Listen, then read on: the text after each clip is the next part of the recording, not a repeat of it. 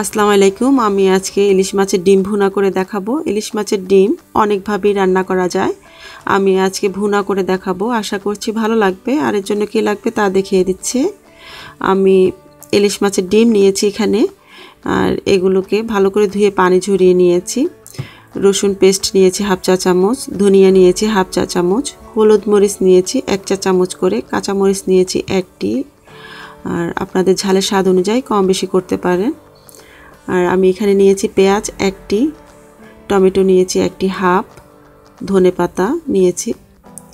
আমি এই রান্নাটা সরিষার তেল দিয়ে করছি, আপনারা চাইলে সয়াবিন তেল দিয়েও করতে পারেন।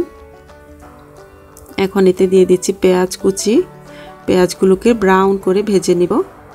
ব্রাউন করে ভেজে নিয়ে দিয়ে দিচ্ছি রসুন পেস্ট, দিয়ে কিছুক্ষণ নেড়ে চেড়ে এরপরে দিয়ে দিচ্ছি গুঁড়ো মশলাগুলোকে দিয়ে যাতে পুড়ে না যায় সেজন্য একটু পানি দিয়ে দিব। এগুলোকে পানি দিয়ে নেড়ে চেড়ে মিশিয়ে দিয়ে দিচ্ছি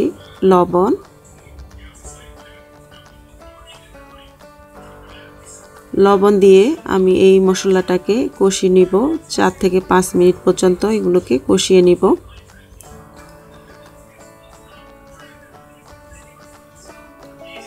কষিয়ে নিয়ে এখন দিয়ে দিচ্ছি টমেটো দিয়েও নেড়ে চেড়ে কিছুক্ষণ, এরপর দিয়ে দিব পানি। আমি এখানে 1 কাপ পরিমাণ দিয়ে দিচ্ছি পানি।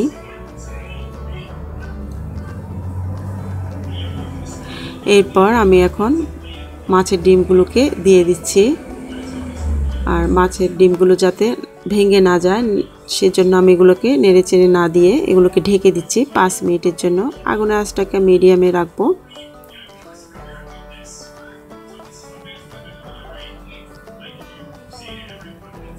পাঁচ মিনিট হয়ে যাওয়ার পর আমি এগুলোকে উল্টিয়ে এগুলোকে আমি আরও 5 থেকে 6 মিনিট পর্যন্ত রান্না করব।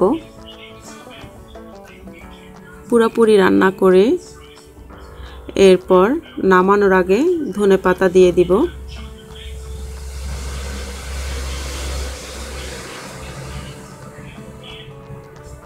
রান্না হয়ে গেছে, আমি এখন পরিবেশন করে নিচ্ছি। রান্না করে নিয়েছি, আশা করছি আপনাদের কাছে ভালো লাগবে। আবারও অন্য কোনো রেসিপি নিয়ে আপনাদের সামনে হাজির হব। সবাই ভালো থাকুন। আজকের মতন আল্লাহ হাফেজ।